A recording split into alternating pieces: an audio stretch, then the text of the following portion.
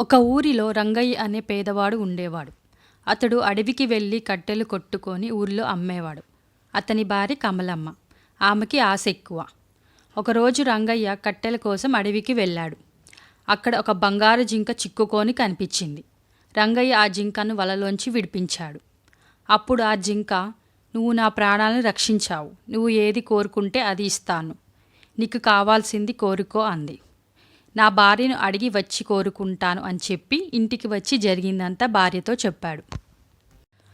వెంటనే వెళ్ళి "మనకు ఒక ఇల్లు కావాలని అడుగు" అని చెప్పింది భార్య. భార్య చెప్పిన ప్రకారం రంగయ్య ఇల్లు కావాలని బంగారు జింకను కోరాడు. జింక రంగయ్య కోరిన విధంగా ఒక ఇల్లు ఇచ్చింది.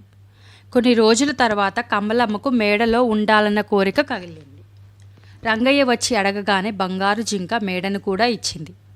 మరి కొంతకాలానికి కమలమ్మకు రాజ్యం, ఆ రాజ్యానికి రాణి కావాలనే ఒక కోరిక కలిగింది. రంగయ్య అడగగానే బంగారు జింక ఆ కోరికను కూడా తీర్చింది. మరికొన్ని రోజులకు కమలమ్మకు ఒక వింత కోరిక కలిగింది.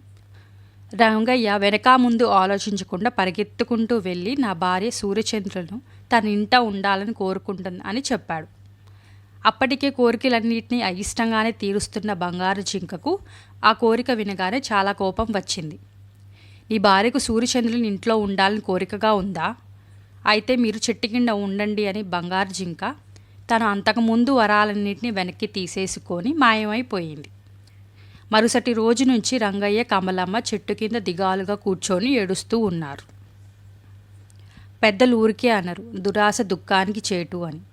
సంతృప్తి చెందాలే కానీ లేనిదాని కోసం చాచకూడదు.